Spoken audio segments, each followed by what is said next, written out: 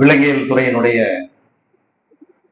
பேரவை துவக்க விழாவிற்கு அழைத்து சிறப்பித்துக் கொண்டிருக்கின்ற கல்லூரியினுடைய நிர்வாகத்திற்கும் இத்துறையினுடைய தலைவர் அவர்களுக்கும் செயலர் அவர்களுக்கும் பொருளாளர் அவர்களுக்கும் ஏனைய ஆசிரியர் பெருமக்களுக்கும் என் உயிரினும் மேலான மாணவ கண்மணிகளுக்கும் என்னுடைய வணக்கத்தை தெரிவித்துக் கொள்கின்றேன்.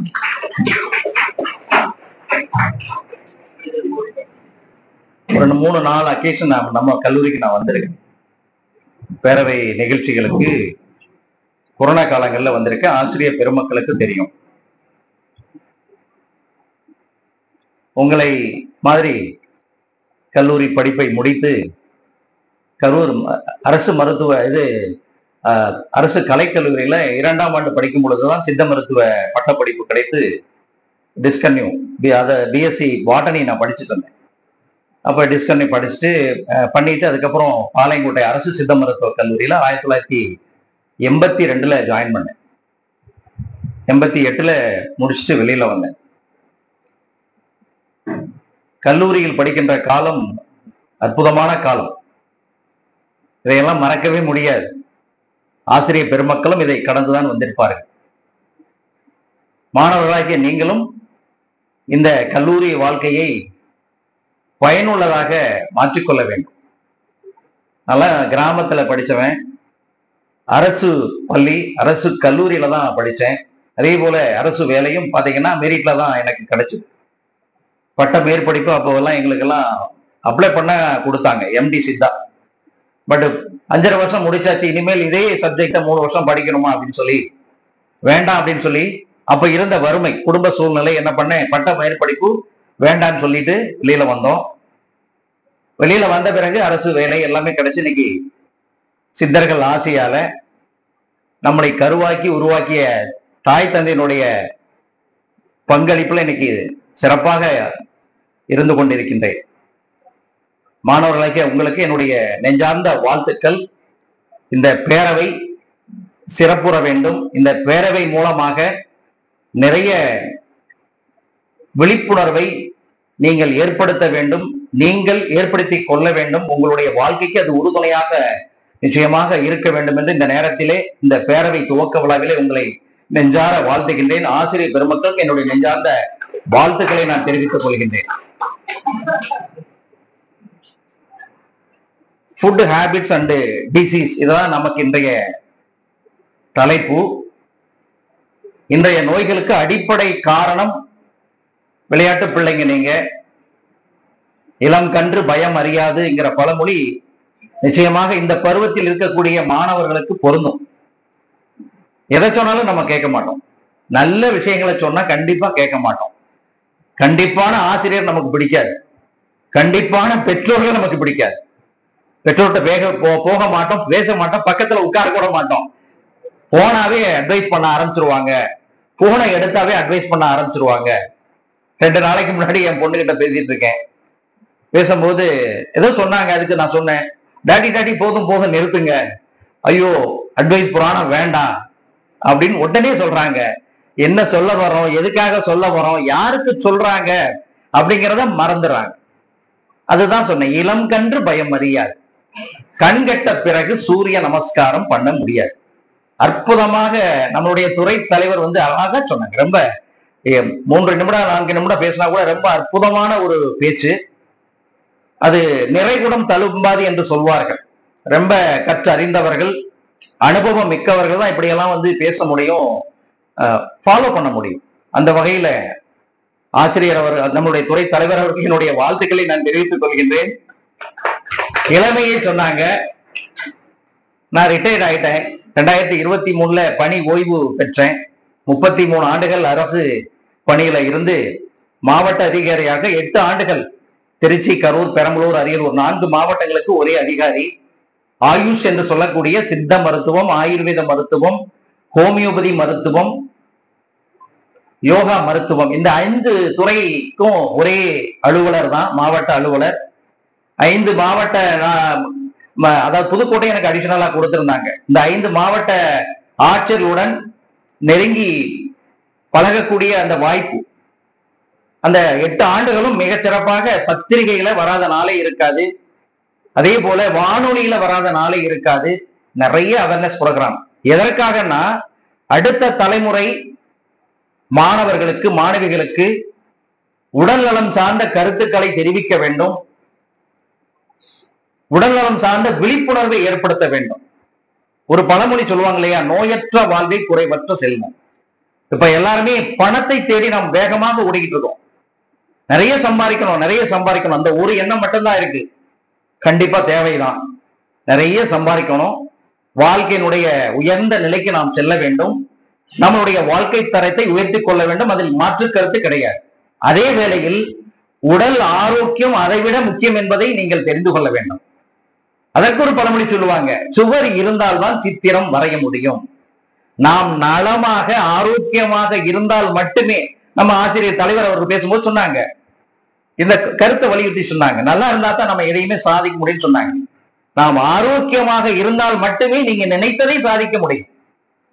காலையில சாப்பிட்றதே இல்லை பாதி பிள்ளைங்க, காலையில சாப்பிட்றது இல்லை. ஏன்னா லேட்டா எந்திரிக்கிறோம், படுக்கிறது லேட்டா படுக்கிறோம், லேட்டா எந்திரிக்கிறோம், அவசர அவசரமா என்ன பண்றோம், பிரஷ் பண்றோம், குளிக்கிறோம், ஷர்ட் பேண்ட மாட்டிட்டு சாப்பிடாம, அம்மா பால் கொடுத்தா கூட இல்லம்மா பஸ்ஸுக்கு நேரமாச்சு, இல்ல ஸ்கூல் டைம் ஆயிடுச்சு அப்படின்னு என்ன பண்றோம், காலை உணவை தவிர்க்கிறோம். என்ன ஆகும், உணவு தானே மருந்து. உணவை ஒழுங்கா சாப்பிடலைன்னா என்ன ஆகும், மருந்து உணவாயிடும். இன்றைய நிலை அப்படித்தான் இருக்கிறது. இன்றைய நிலை எப்படி இருக்கிறது, உணவு மருந்தாக இருந்த நிலை மாறி இன்று மருந்து உணவாக இருக்கிறது. நிறைய பேருக்கு தட்டுல மட்டும்தான் போட்டு சாப்பிடல, மாத்திரைகளை டானிக்க நிறைய பேர் பார்த்திருப்பீங்க. ஒரு மாதத்துக்கு முன்னாடி திருவானைக்காவில் இருந்து ரயில்வே எம்ப்ளாயி வந்தார். 56 வயது அவருக்கு சர்க்கரை நோய் இருக்கிறது, ரத்த கொதிப்பு இருக்கிறது, சிறுநீரக செயலிழப்பு, ரத்த சோகை, இதய பாதிப்பு எல்லாமே இருக்கு. உடம்பு முழுவதும் ஊதி போய் வராங்க. ஃபைல் பாத்தீங்கன்னா நம்மளை விட பெரிய ஃபைல், 28 மாத்திரை. இது உண்மை சார், இதெல்லாம் பொய் கிடையாது. மாணவர்கள் நீங்க தெரிந்து கொள்ள வேண்டும். 28 மாத்திரை. நான் சொன்னேன் இல்லையா, உள்ளங்கை கொள்ளாது. 28 மாத்திரை நீங்க உள்ளங்கையில போட முடியுமா, 28 மாத்திரை கொள்ளாது. அதை தட்டுல போட்டு சாப்பிடல, அவ்வளவுதான். ஒரு வேளைக்கு 28 மாத்திரை, 3 வேளை கணக்கு பண்ணி பாருங்க, அதை நிறுத்து பாருங்க, எத்தனை கிராம் ரசாயனம் இந்த வயிற்றுக்குள்ள போகிறது. ஒரு நாளைக்கு எத்தனை கிராம், ஒரு மாசத்திற்கு எத்தனை கிராம், ஒரு வருடத்திற்கு எத்தனை கிராம், ஆயுள் முழுவதும் குறைஞ்சது ஒரு 10 வருஷம் 15 வருஷம் அந்த ரசாயனத்தை உள்ள போட்டா என்ன ஆகும்.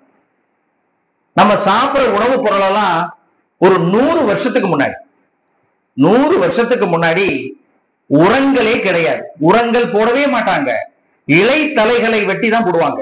அந்த வயலை சுற்றி நிறைய மரங்கள் வளர்ப்பாங்க. அப்போ அந்த வயலுக்கு என்ன போடுவாங்க, உரத்திற்கு பதிலாக அந்த இலை தலைகளை வெட்டி போடுவாங்க. அதே போல இந்த கால்நடைகளுடைய கழிவுகளை குப்பைகளாக சேகரித்து எல்லாத்தையும் என்ன பண்ணுவாங்க, குப்பை தொட்டின்னு எல்லார் வீட்லயும் ஒரு குப்பை தொட்டி இருக்கும், எல்லார் தோட்டத்திலையும் ஒரு குப்பை தொட்டி இருக்கும். அந்த குப்பைகளை அங்க போடுவாங்க. அதை எடுத்து என்ன பண்ணுவாங்க, வயலுக்கு காட்டுக்கு போடுவாங்க. அந்த நம்ம சாப்பிடுற உணவு பொருளுடைய பயிர்கள் அந்த குப்பை மூலமாக வளரும். அதுல அவ்வளவு சத்துக்கள். இது உடல் நலத்தை கெடுக்காது. ஆனா இன்றைக்கு பயன்படுத்துகின்ற உரங்கள் புற்றுநோய் பாதிப்பை அதிகரித்து விட்டது, குழந்தையின்மை பிரச்சனையை அதிகரித்து விட்டது. நோய் இல்லாம யாருமே இல்லை. மொத்த நோய்கள் எவ்வளவு தெரியுமா, நமக்கு ஏற்படக்கூடிய நோய்கள் ஒரு 10-15 உங்களுக்கு தெரியும். மொத்த நோய்கள் 4448 பட்டியல் இட்டிருக்காங்க. இது எப்போ, கல்வி அறிவு இல்லாத காலங்களில் பல ஆயிரம் ஆண்டுகளுக்கு முன்பாகவே சித்தர்கள் கணித்திருக்கிறார்கள். 4448 நோய்கள் மனிதனுக்கு ஏற்படுகிறது. இதில் தீரும் நோய்கள் எவை, தீராத நோய்கள் எவை, தலையில் எத்தனை நோய்கள் ஏற்படும், அந்த நோய்களில் எது தீரும் எது தீராது, கண்களில் எத்தனை நோய் ஏற்படும், கண்ணுல 96 வகை கண் நோய்கள் ஏற்படும் சொல்லியிருக்காங்க. 96 வகை கண் நோய்கள். காய்ச்சல் எடுத்துக்கிட்டா 64 வகை காய்ச்சல். நமக்கு தெரிஞ்சது டைபாய்டு, மலேரியா, டெங்கு, சிக்கன் குனியா, நம்ம வைரல் ஃபீவர், இப்படிதான் நமக்கு தெரிஞ்சது. 64 வகை சுரங்கள் காய்ச்சல் ஏற்படும் என்று அன்றைக்கு கணித்திருக்கிறார்கள். இப்படி ஒவ்வொரு உடலிலும் இந்தந்த நோய்கள் ஏற்படும், இது தீரும் இது தீர்க்க முடியாது என்று பலாயிரம் ஆண்டுகளுக்கு முன்பாகவே படிப்பறிவு இல்லாத காலத்தில் சித்தர்கள் கணித்திருக்கிறார்கள். ஏடுகளில் சொல்லப்பட்டிருக்கிறது. சித்த மருத்துவ பாட நூல்களில் அது குறிப்பிடப்பட்டிருக்கிறது. அப்போ நாம இந்த 4448 நோய்களும் நமக்கு வரக்கூடாது. அப்ப நாம என்ன செய்யணும்? நோயற்ற வாழ்வு வாழணும். நான் எங்க போனாலும் சொல்லுவேன், நோய் இல்லாம வாழணும்.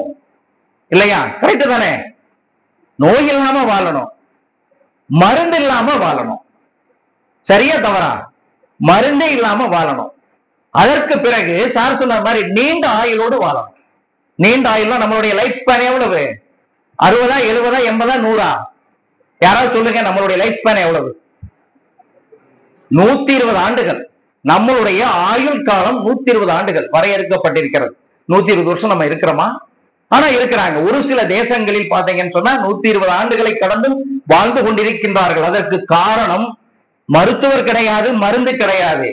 அவர்களுடைய உணவு முறை, அவர்களுடைய வாழ்க்கை முறை, அவர்களுடைய பழக்க வழக்கம், அவர்களுடைய மன மகிழ்ச்சி, இதுதான் அந்த நீண்ட ஆயுளுக்கான காரணம் என்பதை மாணவ கண்மணிகள் நீங்கள் உணர்ந்து கொள்ள வேண்டும். இந்த இளைய தலைமுறை நோய் இல்லாமல் வாழ வேண்டும். அதுதான் உங்களுடைய குறிக்கோளாக இருக்க வேண்டும். நோய் இல்லாமல் இருந்தா நிறைய சாதிக்கலாம். நீங்க 90 வயது வரையிலும் உழைக்கலாம். ஓய்வே இல்லாமல் உழைக்க முடியும். சோர்ந்து உட்காராம உழைக்க முடியும். அதனால நோய் இல்லாமல் வாழ்வதற்கு வழிகளை தேடிக்கொள்ள வேண்டும். வாழ்க்கை முன்னேற்றத்திற்கு படிக்கிறோம். யூஜி முடிக்கிறோம், பிஜி முடிக்கிறோம், நிறைய சம்பளம் கிடைக்கணும், நமக்கு நிறைய நல்ல ஒரு வீடு கட்டணும், பங்களா மாதிரி நமக்கு கட்டணும், நம்ம நினைவுக்கு ஏற்ற மாதிரி ஒரு கார் வாங்கணும். இல்லையா? வருமானம் ஒரு குறிப்பிட்ட அளவு வருமானம் இருக்கணும். யாருக்கிட்டையும் நம்ம கை ஏந்தக்கூடாது. நம்மளுடைய தாய் தந்தையை, நம்மளுடைய கூட பிறந்தவர்களை, நம்ம உறவினர்களை நல்லா வச்சுக்கணும் அப்படிங்கிற எண்ணம் கண்டிப்பாக நமக்கு தேவை. அப்போ இந்த உடம்பு நல்லா இருந்தா மட்டும்தான் இது சாத்தியமாகும். 30 வயதிலே சர்க்கரை நோய் 30 வயதிலே இதய நோய் 30 வயதிலேயே சிறுநீரக பாதிப்பு 20 வயதிலேயே ஆஸ்துமா பிரச்சனையினால நீங்க பஃப் யூஸ் பண்ணிக்கிட்டு இருந்தா நீங்க எப்படி உயரத்தை தொட முடியும், உச்சத்தை தொட முடியும், நீண்ட ஆயுளோடு வாழ முடியும்? இதைத்தான் நீங்கள் எண்ணி பார்க்க வேண்டும். இளங்கன்று பயம் அறியாது. இந்த வயசுல கண்டிப்பாக நீங்கள் விழித்துக் கொள்ள வேண்டும், பகுத்து அறிய வேண்டும், பகுத்து உணர வேண்டும். அதற்குத்தான் அந்த 6வது அறிவை சொல்வார்கள். 6வது அறிவு. அது எதற்கு நமக்கு பகுத்தறிவு? சரியா தவறா, நல்லதா கெட்டதா, பேசலாமா பேசக்கூடாதா, போலாமா போகக்கூடாதா என்பதையெல்லாம் பகுத்துணர்ந்து பகுத்தறிந்து அதை நாம் தேட வேண்டும். அதற்குத்தான் இந்த 6வது அறிவு மனிதனுக்கு இறைவன் கொடுத்திருக்கின்றார். அப்போ நாம எதை செய்தாலும் நாம் அதை பகுத்து உணர்ந்து செய்தால் நிச்சயமாக எந்த பாதிப்பும் வராமல் நாம் வாழ்க்கையில் உயர்ந்த இடத்திற்கு செல்ல முடியும். நோயற்ற வாழ்வே குறைவற்ற செல்வம் என்று சொன்னார்கள். இன்னைக்கு உச்சந்தலையிலிருந்து உள்ளங்கால் வரை நோய்கள்.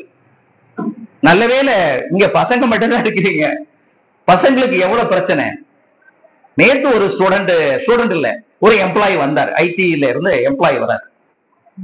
எனக்கு கையெல்லாம் நடக்குது சார், காலெல்லாம் நடக்குது சார், எனக்கு பயமா இருக்கு, திருமண வாழ்க்கை எனக்கு எப்படி இருக்குமோ என்ற பயம் எனக்கு இருக்கிறது. அவர் மட்டுமல்ல, இது போன்ற இளைஞர்கள் நிறைய பேர் வரும். காரணம் அவருடைய உணவு முறை சரியில்லை, அவருடைய வாழ்க்கை முறை சரியில்லை, மனநிலை சந்தோஷமா இல்ல, மனசுல சந்தோஷமே கிடையாது. ஒட்டுமொத்த நோய்களுக்கும் என்ன காரணம் தெரியுமா? இன்றைக்கு மன அழுத்தம், மனக்கவலை, மன உளைச்சல் தான் ஒட்டுமொத்த நோய்களுக்கும் முழு முதல் காரணம். அதற்கு பிறகுதான் மற்ற காரணங்கள். இன்னைக்கு இதய நோய் வருது அப்படின்னு சொன்னா பரம்பரையாக வருவது, பிறவியிலேயே வருவது, அடுத்தது இடையில் ஏற்படக்கூடிய பல பிரச்சனைகள், பல காரணங்கள். அதுல மன அழுத்தமும் மிக மிக முக்கிய காரணம். ஒரு சிலர் வந்தாங்கன்னா பிபி பார்த்தோம்னா பயங்கரமா இருக்கும், 200க்கு மேல இருக்கும். என்ன சார்னா, இன்னைக்கு கொஞ்சம் காலையில பயங்கர டென்ஷன் சார், ஒரே பிரச்சனை சார். ஆண்களும் சரி பெண்களும் சரி சொல்லக்கூடிய வார்த்தை, இன்னைக்கு காலையில இருந்து ஒரே டென்ஷன் சார், அதனாலதான் சார் எனக்கு பிபி நிறைய இருக்கும்பாங்க. அப்போ அந்த மன அழுத்தம், மனக்கவலை, மன உளைச்சல் வரும் பொழுது இதயம் பாதிக்கப்படுகின்றது, மூளை பாதிக்கப்படுகின்றது. அப்போ நம்ம என்ன பண்ணணும்? மனதை சந்தோஷமாக வச்சுக்கணும். அதனாலதானே சொன்னாங்க, வாய் விட்டு சிரித்தால் நோய் விட்டு போகும்னு சொன்னாங்க. நல்ல சிரிக்கணும், நல்ல பேசணும், நல்ல பழகணும். ஒரே இடத்துல நம்ம தனியா இருக்கக்கூடாது. கூடி வாழ்ந்தால் கோடி நன்மைன்னு சொல்லியிருக்கிறாங்க இல்லையா? கூடி வாழ்ந்தால் கோடி நன்மை சொல்லுவாங்க. பங்கித்தினால் பசியாருன்னு சொல்லுவாங்க. ஒரு சிலர் பார்த்தா தனியா உட்கார்ந்து சாப்பிடுவோம். நான் நேத்து லைப்ரரிக்கு போயிருந்த சண்டே, ஒரு பொண்ணு தனியா உட்கார்ந்து சாப்பிட்டுட்டு இருந்தாங்க. என்னம்மா தனியா இருக்கிற, ஒரு 4 பேரோட சேர்ந்து உட்காரலாம்ல, பேசிக்கிட்டே இருக்கலாம், நிறைய விஷயங்களை பகிர்ந்துக்கலாம். இல்ல சார் எனக்கு இதுதான் பிடிக்குன்னாங்க. அப்படி இருந்தா நம்ம வாழ்க்கையில எதையுமே தெரிஞ்சுக்க முடியாது. நல்ல விஷயங்கள், கெட்ட விஷயங்கள், நல்லவர்கள், கெட்டவர்கள், இதெல்லாமே நம்ம பகுத்தறியறதுக்கு நமக்கு வாய்ப்பு இல்லாமல் போய்விடும். அதனாலதான் இந்த முன்னோர்களும் இதெல்லாம் அழகா ஒரு சின்ன சின்ன பழமொழிகளை சொல்லி நமக்கு கற்றுக் கொடுத்தார்கள். மூத்தோர் சொல்லும் நெல்லிக்காய் சுவையும் முன் புளிக்கும் பின் இனிக்கும்பாங்க. மூத்தோர் சொல்லும் நெல்லிக்காய் சுவையும் முன் புளிக்கும். அட்வைஸ் பண்ணா ரொம்ப எரிச்சலா கோபமா இருக்கும், அந்த இடத்த விட்டு நகர்ந்துருவோம் இல்லையா? நெல்லிக்காய் சாப்பிட்டு பாருங்க, புளிக்கிற மாதிரி இருக்கும். கொஞ்ச நேரம் கழிச்சு பாருங்க, கொஞ்ச நாள் கழிச்சு பாருங்க, அம்மா அப்பா சொன்னது, நண்பர்கள் சொன்னது, உறவினர்கள் சொன்னது, அன்னைக்கே அவன் சொன்னான்டா, நான் தாண்டா கேட்கல, எங்க அப்பா சொன்னாங்க, எங்க அம்மா சொன்னாங்க, நான் தான் அன்னைக்கு கேட்கல, நான் கேட்டிருந்தா இன்னைக்கு நல்லா இருப்பேன்னு எத்தனை பேர் இந்த கருத்தை பதிவு செய்வார்கள் என்பதை நீங்க போக போக அதை தெரிஞ்சுக்குவீங்க. அதனால உடல் ஆரோக்கியம் மிக மிக முக்கியம். இன்றைக்கு துரித உணவு பழக்கம். நம்ம எத்தனை வேளை சாப்பிடணும் தெரியுமா? எப்ப சாப்பிடணும்னு தெரியுமா? இதெல்லாம் உணவு விதிகள், பிணி அணுகா விதிகள்பாங்க. நாள் 2ன்னு சொல்லுவாங்க. நாள் 2 அப்படின்னு சொன்னா காலை மாலை மலம் கழிக்கணும். ஒரு சில இதெல்லாம் சொல்லிடுறேன், கவனமா கேட்டுக்குங்க. இது எல்லாமே உங்களுக்கு வாழ்க்கை பாடம். கல்வி எவ்வளவு நமக்கு முக்கியமோ அதே போல இந்த ஆரோக்கியம் மிக மிக முக்கியம். நாள் 2ம்பாங்க. காலை மாலை மலம் கழிக்க வேண்டும். மழை ஒழுங்கா போகாது. நிறைய பேர் பார்த்தா நான் மத்தியானம் போறேன், சாயந்தரம் போறேன், ஒரு நாள் விட்டு ஒரு நாள் போறேன், அதை ஒரு பொருட்டாவே எடுத்துக்கிறது இல்ல. மலச்சிக்கல் இருந்தா எல்லா நோயும் வரும். உச்சந்தலையிலிருந்து உள்ளங்கால் வரை. உச்சந்தலையில் என்ன சார் வரும்? டேண்ட்ரஃப் பிரச்சனை. நிறைய பேர் பாத்தீங்கன்னா பொடு இருக்கும், சொல்லிக்கிட்டே இருப்பாங்க. நிறைய பாத்தீங்கன்னா சோரியாசிஸ் கூட நிறைய பேர் பயந்துட்டு இருப்பாங்க. மழை ஒழுங்கா போகலைன்னா ஞாபக மறதி வரும், ஞாபக மறதி வரும். அதே போல கண் பார்வை குறைபாடு ஏற்படும், வாய் துர்நாற்றம் இருக்கும், மூட்டு வலி வரும், தேமல் ஏற்படும், தோல் நோய் பிரச்சனை வரும், பசிக்காது, செரிக்காது, எரிச்சல், கோபம் வரும், நல்ல தூக்கம் வராது. மலத்தை நீங்க அடக்கி பாருங்க. அதனால காலை மலம் கழிக்க வேண்டும். காலை எப்ப கழிக்கணும்? 7 மணிக்கு முன்னாடி காலை கடன்களை முடித்து விட வேண்டும். அப்போ எப்ப சாப்பிடுறது? 7 to 9க்குள்ள சாப்பிடணும். அதுவும் இப்ப கல்லூரிக்கு வரவங்க நீங்க 8 மணிக்கு முன்னாடி கிளம்பிடுவீங்க. அப்போ 7:30 மணிக்கெல்லாம் நீங்க சாப்பிடலாம். காலை 7லிருந்து 9 மணிக்குள்ளாக சாப்பிடணும். மலம் கழிக்கிற பழக்கம் 7 மணிக்கு முன்னாடி முடிச்சிடணும். மதிய உணவு தேவையா?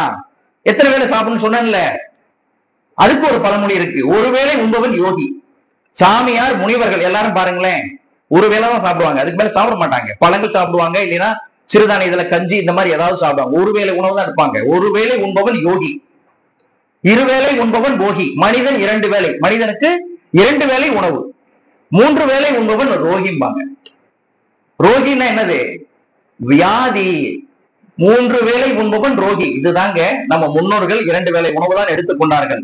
அந்த 2 வேளை உணவுல இப்ப இட்லி தோசையை தவிர நம்ம ஒண்ணும் சாப்பிடல. இட்லி, தோசை, பூரி, பொங்கல், புரோட்டா, இதை தவிர நம்ம ஒண்ணுமே சாப்பிடுறது இல்லை.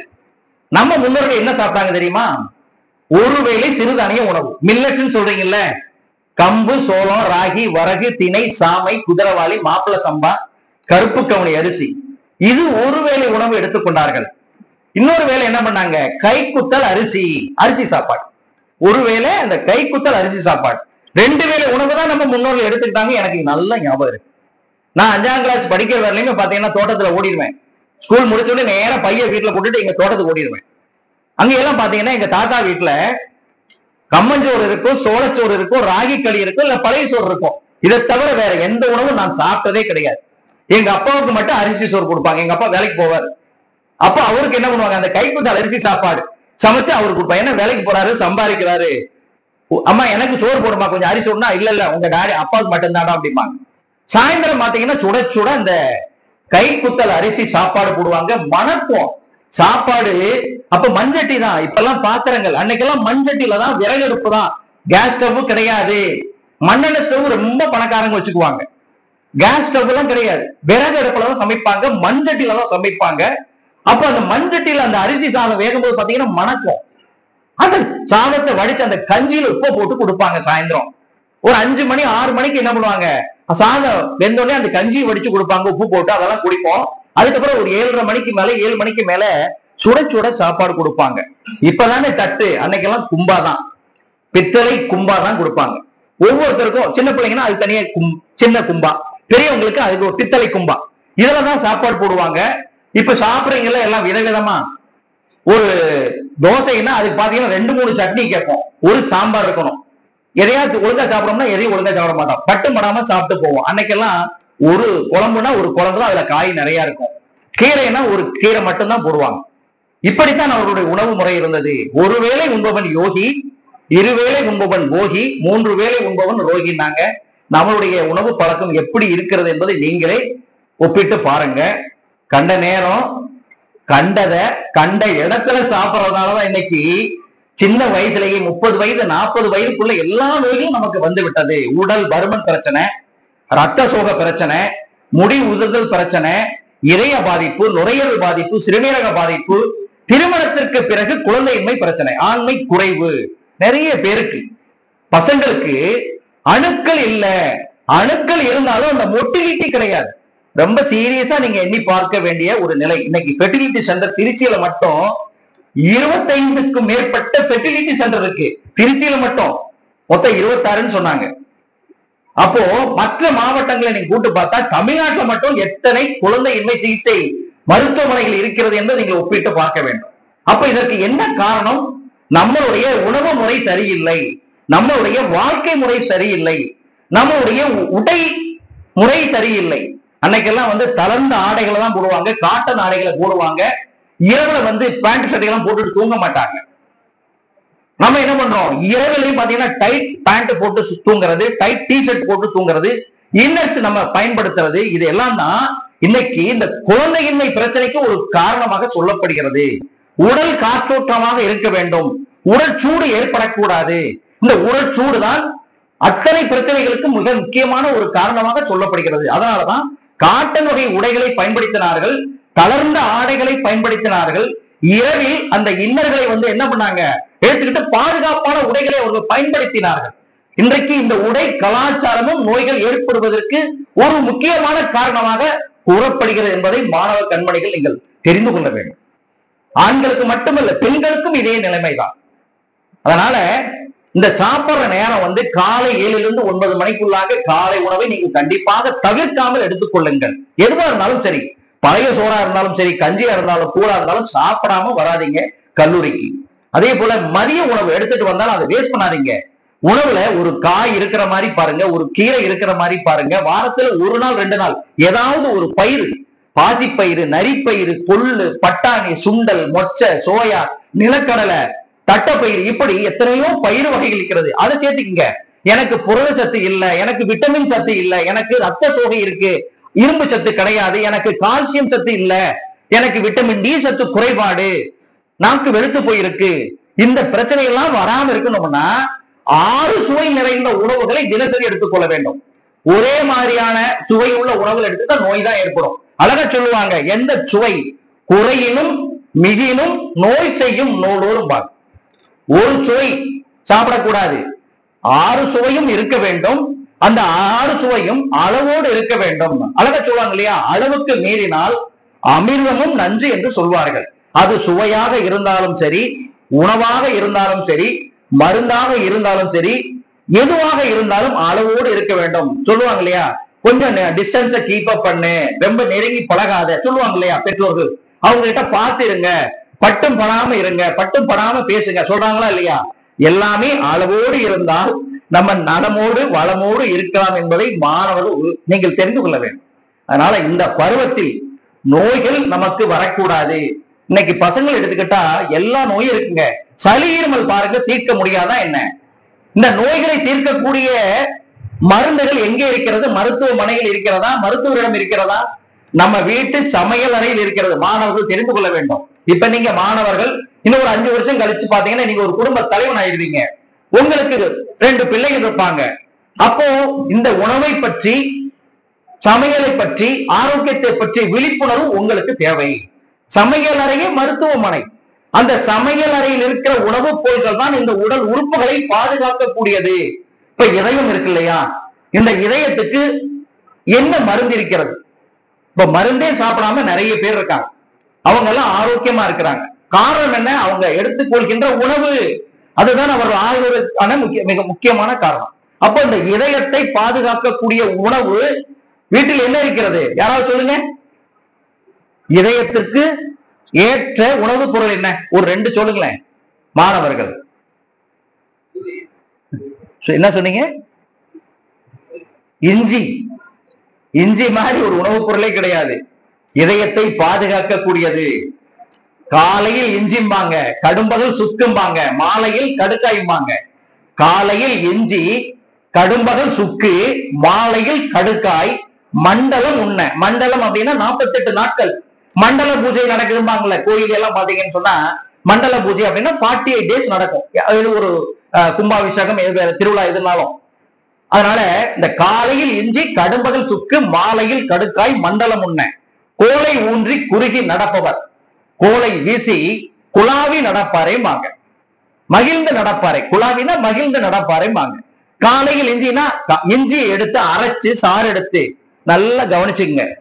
இதயம் பாதிக்கப்படக்கூடாது, இதய நோய் வரக்கூடாது, அல்லது இதய நோய் இருந்தா அது தீவிரம் அடையாமல் என்னை பாதுகாக்க வேண்டும் அப்படின்னா காலையில் இஞ்சி அரைச்சு சாறு எடுத்து 5 ml இஞ்சி சாறு, 10 ml தேன் கலந்து தினசரி காலையில வெறும் வயிற்றுல தொடர்ந்து சாப்பிட்டீங்கன்னு சொன்னா இந்த இதயத்தை மட்டுமல்ல உடல் உறுப்புகளை முழுமையாக பாதுகாக்கக்கூடியது. இஞ்சி ஒரு கற்ப உணவுப் பொருள். கற்பம்னா என்ன சார்? கற்பம்னு கேள்விப்பட்டிருக்கோம், கற்பம்னு கேள்விப்படலையே அப்படின்னா காயம் என்ற உடலை, காயம்னா உடம்பு, கற்பமாக, கற்பம்னா நரை, திரை, மூப்பு, பிணி, மரணம் இது வராமல் தடுக்கக்கூடியதான் கற்பம் என்று சொல்வார்கள். காயம் என்ற உடலை கற்பமாக பாதுகாக்கக்கூடியது இஞ்சி. அதனாலதான் காலையில் இஞ்சினாங்க. கடும்பகல் சுக்கு, மறுபடியும் சுக்கு வருது பாருங்க. பச்சையா இருந்தா இஞ்சி, காஞ்சி போனா சுக்கு.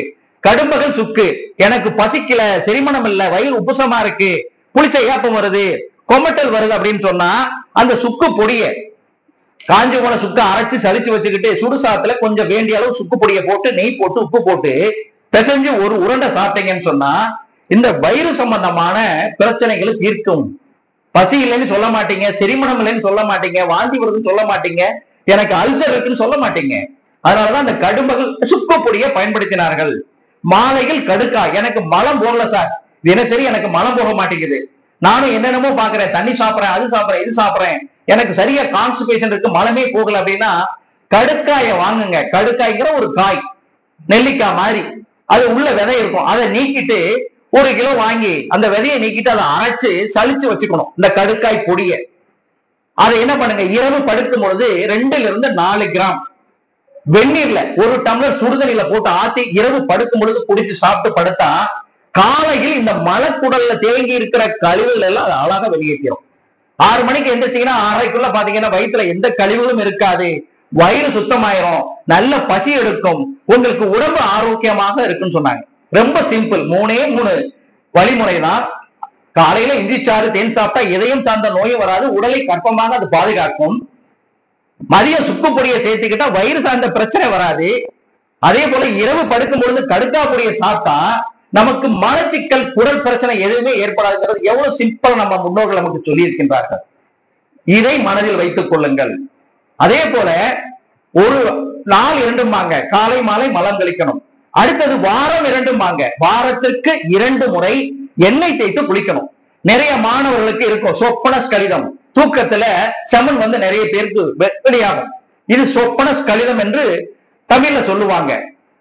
இதர எதனால ஏற்படுது? உடற்சூட்டினால் ஏற்படுகிறது. உடற்சூடு ஏன் ஏற்படுகிறது? சாப்பிடாம இருக்கிறது, நேரம் தவறி சாப்பிடுறது, நேரம் தவறி தூங்குறது, ஒரே ஸ்ட்ரெஸ்ஸா இருக்கிறது, தண்ணி கம்மியா குடிக்கிறது, காய்கீரை சேர்க்காம இருக்கிறது, தலைக்கு எண்ணெய் வைக்காம இருக்கிறது. இதனால என்னாகும்? உடம்பு சூடாயிரும். அந்த உடற்சூடுனால நமக்கு இது போன்ற பிரச்சனை ஏற்படும். இதை போக்குறது என்ன பண்ணாங்க? வாரம் 2, வாரத்திற்கு 2 முறை உச்சங்கள் இருந்து உள்ளங்கால் வரை நல்லெண்ணெய் தேய்ச்சி குளிச்சா உடற்சூடு ஏற்படாது, இந்த சொப்பனஸ் கலிதம் ஏற்படாது, மலக்கட்டு பிரச்சனை ஏற்படாது, மூலம் பௌத்திரம் தொந்தரவு ஏற்படாது, தோல் நோய் ஏற்படாது, மூட்டு வலி வராது, கண் பார்வை குறைபாடு ஏற்படாது, ஞாபக மறதி ஏற்படாது, எந்த நோயும் ஏற்படாமல் பாதுகாப்பு தரக்கூடியதுதான் இந்த வாரம் 2 சொல்லக்கூடிய எண்ணெய் குளியல். இதை யாரு சார் தேய்க்கலாம், யாரு தேய்க்க கூடாது நல்லா தெரிஞ்சுக்கணும். மற்ற மருத்துவர்கள் சொல்றாங்களே என்ன தேய்ச்சி குளிக்காதுன்னு சொல்றாங்க, தலைக்கே என்ன வைக்காதுன்னு சொல்றாங்களே. சார் என்ன எதுக்கு சார் வைக்கிறோம்? இந்த மூளை குளிர்ச்சியாக இருக்க வேண்டும், கண்கள் குளிர்ச்சியாக இருக்க வேண்டும், தலைமுடி உதரக்கூடாது, நல்ல ஸ்ட்ராங்கா இருக்கணும், இந்த மயிர் கால்கள் உறுதியாக இருக்க வேண்டும், மூளை ரத்த ஓட்டம் சீரா இருக்கணும். அதற்காகத்தான் என்ன பண்றோம்? குளிர்ச்சியாக இருக்க வேண்டும் என்று நல்ல எண்ணெய் அல்லது தேங்காய் எண்ணெய் நம்ம பயன்படுத்துறோம். அதே போல எண்ணெய் தேய்த்து குளிக்கும் பொழுது இந்த உடல் குளிர்ச்சி ஆகிறது. நான் சொன்ன எந்த நோயும் வராமல் அது பாதுகாக்கிறது. யார் தேய்க்க கூடாது? சைனஸ் இருக்கிறவங்க, ஆஸ்துமா இருக்கிறவங்க, சளி பிடிச்சிருக்கிற சமயம், காய்ச்சல் இருக்கிற சமயம், வீசிங் பிரச்சனை இருக்கிறவங்க, இவர்கள் மட்டும் அதை தவிர்க்க வேண்டும். அதே போல மழைக்காலம் பனிக்காலத்தில் தவிர்க்க வேண்டும். இவ்வளவுதான். மற்றவர்கள் அனைவருமே இந்த எண்ணெய் தேய்ச்சி குளிக்கலாம். அதே போல வருடம் 2 என்று சொல்வார்கள். வருடத்திற்கு 2 முறை வயிற்றை சுத்தப்படுத்த வேண்டும். வயிற்றை சுத்தப்படுத்தா எந்த நோயும் வராது. மவுத் டு ஆனஸ் இதெல்லாம் நம்ம முன்னோர்கள் கடைபிடித்தார்கள். 90 வயதை கடந்து 100 வயதை கடந்து அவர்கள் வாழ்ந்தார்கள். மருத்துவமனைக்கு போகவில்லை, மருந்து மாத்திரை சாப்பிடல, ஒரு காய்ச்சல் தலைவலி கூட நம்ம முன்னோர்களுக்கு ஏற்படவில்லை. நீங்க ஒப்பிட்டு பார்க்க வேண்டும். இந்த நவீன மருத்துவம், நவீன அறிவியல் எல்லாம் ஒரு 300 வருடம் 400 வருடங்கள் 400 வருடங்களுக்கு தான் இங்க நம்ம கிட்ட இந்த மருத்துவம் வந்தது.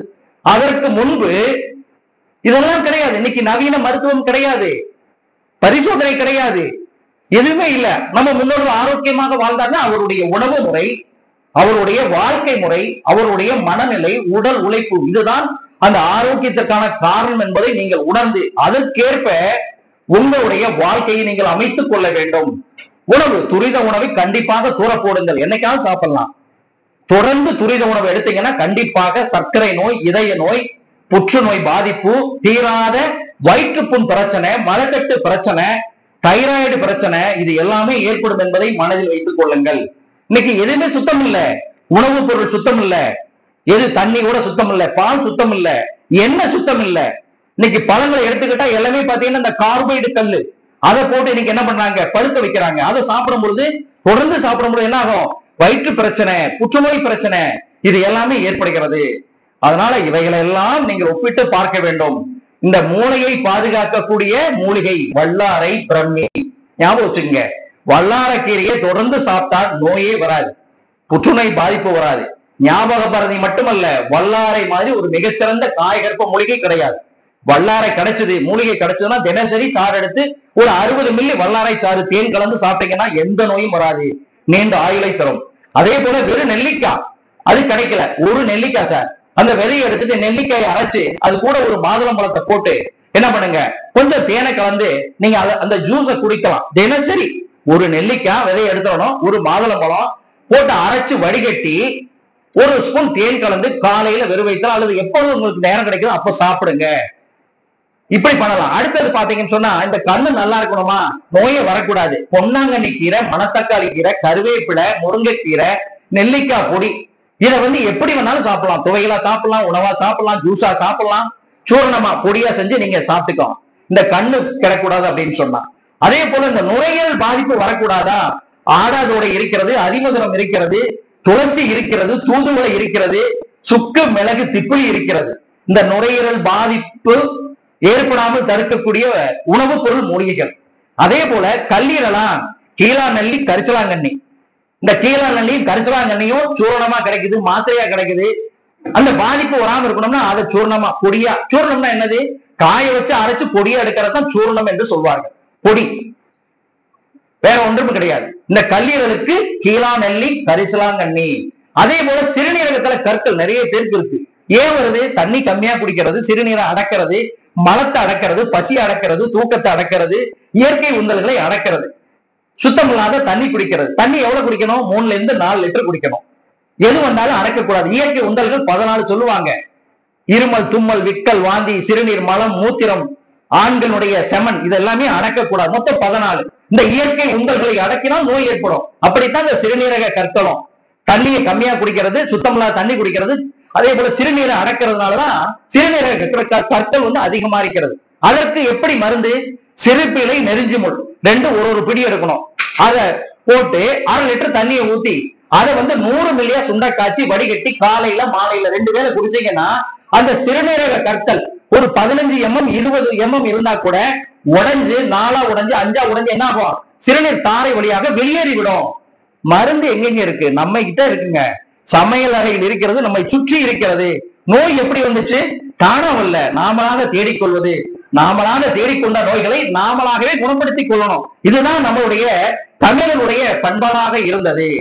அதே போல இப்ப பெண்களுக்கு கருப்பை சார்ந்த நோய்கள் இருக்குன்னா கற்றாழை, கற்றாழை, கருவேப்பிலை, கல்யாண முருங்கை, நிறைய சொல்லிக்கிட்டே போலாம். தண்ணீர் விட்டான் கிழங்கு, சதாவரின்னு சொல்லுவாங்க. இப்படி பெண்களுக்கு ஏற்படக்கூடிய நோய்களுக்கு உணவே மருந்தாக பயன்படுகிறது. அதே போல மூட்டு வலின்னா பிரண்டை சார், பிரண்டைய வாரத்துல ஒரு நாள் துவையல் பண்ணி சாப்பிட்டுக்கலாம். முடக்கத்தான சூப்பு வச்சு ரசம் வச்சு சாப்பிடலாம். கொள்ளு இருக்கு பாருங்க, கொள்ளு கஞ்சி வச்சு சாப்பிடலாம், துவையல் வச்சு சாப்பிடலாம், அல்லது கொள்ளு ரசம் வச்சு சாப்பிடலாம். எலும்பு சார்ந்து வரக்கூடிய நோய்களுக்கு கொள்ளு மிகச்சிறந்த ஒரு உணவுப் பொருள், உளுந்து மிகச்சிறந்த ஒரு உணவுப் பொருள். அதே போல திரிகடுன்னு சொல்லக்கூடிய சுக்கு மிளகு திப்பிலி மிகச்சிறந்த ஒரு மருந்து. இப்படி உடலில் ஏற்படக்கூடிய நோய்களுக்கு உணவே மருந்தாக பயன்படுகிறது. நம்மை சுற்றி இருக்கின்ற மூலிகைகளும் நமக்கு மருந்தாக பயன்படுகிறது. சித்த மருத்துவம்னா நிறைய பேருக்கு தெரியல. முடிச்சிடுறேன். சித்த மருத்துவம்னா நிறைய பேருக்கு தெரியல. தெரியாதவங்க எத்தனை பேர் இருக்கீங்க? சித்த மருத்துவம் எனக்கு தெரியும் சார், A to Z சித்த மருத்துவம்னா எனக்கு என்னன்னு தெரியும். யாராவது இருக்கீங்களா? சித்த மருத்துவம்னா யாருக்கும் தெரியுமா? தெரியாது. அப்போ எப்படி இருக்க போறோம்? தமிழ்நாட்டுல தமிழ் மண்ணில பிறந்துகிட்டு தமிழ் மருத்துவத்தை பத்தி நம்ம தெரிஞ்சுக்காம இருக்கலாமா? கண்டிப்பாக தெரிந்து கொள்ளுங்கள். சித்த மருத்துவம் என்பது பல ஆயிரம் ஆண்டுகளுக்கு முன்பாக இருந்த மருத்துவ முறை. நவீன மருத்துவம் 400 ஆண்டுகளுக்குள்ளாக வந்தது. அலோபதி ஊசி போடுறாங்க இல்லையா, இந்த 400 ஆண்டுகளுக்குள்ளாக வந்தது. சித்த மருத்துவம்னா உணவுப் பொருளை மருந்தாக கொடுப்பது, உணவுப் பொருளை மருந்தாக்கி கொடுப்பது, மூலிகைகளை மருந்தாக்கி கொடுப்பது. நல்லா கவனிச்சிங்க, அடுத்த தலைமுறை நீங்க தெரிஞ்சுக்கணும். உணவுப் பொருளை மருந்தாக்கி கொடுத்து நோய்களை தீர்ப்பது, மூலிகைகளை மருந்தாக்கி கொடுத்து தீர்ப்பது. மூலிகைனா மருத்துவ குணமுள்ள மூலிகைகளை மருந்தாக்கி கொடுப்பது சித்த மருத்துவம். உலோகங்களை மருந்தாக்கி கொடுப்பது சித்த மருத்துவம். மெட்டல்ஸ், தங்கத்தை மருந்தாக்கி கொடுக்கிறது, வெள்ளியை மருந்தாக்கி கொடுக்கிறது, செம்பை, காப்பர்னு சொல்றோம் இல்லையா, செம்பை மருந்தாக்கி கொடுப்பது சித்த மருத்துவம். உலோகங்களை மருந்தாக்கி கொடுப்பது சித்த மருத்துவம். அதே போல நிலத்திலும் நீரிலும் வாழக்கூடிய உயிரினங்களை மருந்தாக்கி கொடுப்பது சித்த மருத்துவம். எவ்வளவு அற்புதமான ஒரு மருத்துவ முறை! இதுல ஏதாவது வருமா? நிச்சயமாக வராது. 4448 நோய்களையும் இப்படித்தான் நம்ம முன்னோர்கள் குணப்படுத்தினார்கள். மன்னர்கள் ஆட்சி செய்த காலங்களில் இருந்த ஒரே மருத்துவ முறை நம்மளுடைய தமிழ் மருத்துவ முறை தான். இன்றைக்கு நவீன மருத்துவம் வந்துவிட்டது. வளர்ச்சி, செல்போன் எப்படி இன்னைக்கு வந்திருக்கு, டிவி எப்படி வந்திருக்கு, அது போலத்தான் இன்றைக்கு நவீன அறிவியலும். இரண்டும் நமக்கு தேவை. அவசர சிகிச்சைக்கு இன்னைக்கு நவீன மருத்துவத்தை எல்லோரும் நாட வேண்டும். ஆரோக்கியமான சிகிச்சைக்கு, ஆரோக்கியமான உறுப்புகளுக்கு, ஆரோக்கியமான நீண்ட ஆயுளுக்கு தமிழ் மருத்துவத்தை நாம் பின்பற்ற வேண்டும். அதனால 2 மருத்துவ முறைகளும் நமக்கு 2 கண்கள். எதையும் நாம் குறைத்து மதிப்பிடக்கூடாது. அவசர சிகிச்சையா, குணப்படுத்த முடியவில்லையா, பெரிய கட்டியா, ஆக்சிடென்டா, உடனே நவீன அறிவியலை நாம் பின்பற்ற வேண்டும். அதே சமயத்தில் சாதாரண காய்ச்சல், சளி, இருமல், தும்மல், இதுக்கெல்லாம் நம்ம நவீன மருந்து தேவையில்லை. வீட்டில் இருக்கக்கூடிய சுக்கு மிளகு திப்பிலி போதும், துளசி போதும், தூதுவளை போதும், ஓமவல்லி போதும், கண்டங்கத்திரி ஆகனாதோடை போதும். சிறுநீரக்கல்லுக்கு ஒரு எளிய மூலிகை சார், ரணக்கல்லி இலை. அற்புதமான மூலிகை. நல்லா நோட் பண்ணிக்கங்க. எத்தனை பேர் நோட் பண்ணி தெரியாது? ரணக்கல்லி இலை. சிறுநீரக கற்களுக்கு அந்த ரணக்கல்லி இலையை 2 எடுத்து ஒரு 10 மிளகு அதுல வச்சு பீடா மாதிரி மடிச்சு காலையில வெறும் வயித்துல 1 வாரம் சாப்பிட்டா 15 mm இருக்கக்கூடிய கற்கள் உடைந்து கரைந்து வெளியேறிடும். ரணக்கல்லி இலை. இன்னொன்னு சொன்ன இல்லையா, சிறுபிலை நெறிஞ்சு போடும், அதையும் கஷாயம் போட்டு குடிக்கலாம். பித்தப்பை கற்கள் நிறைய பேருக்கு ஆபரேஷன் பண்ணுவாங்க. துளசி இருக்கு பாருங்க, துளசியும் மஞ்சள் கரிசாலை பித்தப்பை கற்களை கரைக்கக்கூடியது. துளசி ஒரு பிடி, மஞ்சள் கரிசலாங்கண்ணி ஒரு பிடி அரைச்சு சாறு எடுத்து காலை மாலை 2 வேளை தொடர்ந்து 48 நாட்கள் சாப்பிட்டாங்கன்னா பித்தப்பை கற்கள் கரைஞ்சு போயிடும். இதயத்துல மாரடைப்பு வந்துருச்சு, ஸ்டென்ட், ஒரு ஸ்டென்ட் வச்சாச்சு, இன்னும் எனக்கு பயமா இருக்கு, இதய நோய் இனிமேல் வரக்கூடாது, என் பொண்டாட்டி இருக்கு, பிள்ளைங்க இருக்கு, நிறைய காரியம் இருக்கு, நான் பார்க்கணும்னா இஞ்சி சார், இஞ்சி, பூண்டு, எலுமிச்சம்பழம், தேனு, இந்த ஜூஸ ரெகுலரா சாப்பிட்டா இதய நோயே வராதுங்க. அதனாலதான் சொன்னா சுக்குக்கு மிஞ்சிய மருந்தே இல்லைன்னு சொன்னாங்க. இப்படி நம்மை சுற்றி நம்முடன் இருக்கக்கூடிய மருத்துவ முறை தான் நம்மளுடைய தமிழ் மருத்துவம் என்று சொல்லக்கூடிய சித்த மருத்துவ முறை. அடுத்த தலைமுறை மாணவர்கள் நீங்கள் தேடுங்கள், ஆரோக்கியத்தை தேடுங்கள், அதை ஆரோக்கியமாக தேடுங்கள். உங்களுடைய வாழ்க்கை நிச்சயமாக வளமான வாழ்க்கையாக, நலமான வாழ்க்கையாக, நீண்ட ஆயுளுடைய வாழ்க்கையாக, மகிழ்ச்சி தரக்கூடிய வாழ்க்கையாக அது அமையும். அதனால் இந்த நிகழ்ச்சிக்கு என்னை அழைத்து மாணவர்களுக்கு விழிப்புணர்வை ஏற்படுத்த வாய்ப்பு வழங்கிய விலங்கியல் துறையினுடைய தலைவர் மற்றும் ஆசிரியர் பெருந்தகைக்கு என்னுடைய நெஞ்சார்ந்த நன்றியை கூறி, இவ்வளவு நேரம் அமைதி காத்த மாணாக்கர்களுக்கும் நன்றி கூறி, இந்த நிகழ்ச்சி தொகுத்து வழங்கிய சகோதரர்களுக்கும் என்னுடைய நெஞ்சார்ந்த நன்றியை வாழ்த்துக்களை கூறி, நோயின்றி வாழுங்கள். இறுதியாக, நோயின்றி வாழுங்கள், மருந்தின்றி வாழுங்கள், நீண்ட ஆயுளோடு வாழுங்கள். அந்த வாழ்க்கை மகிழ்ச்சியான வாழ்க்கையாக உங்களுக்கு அமைய வேண்டும் என்று வாழ்த்தி நிறைவு செய்கின்றேன். நன்றி, வணக்கம்.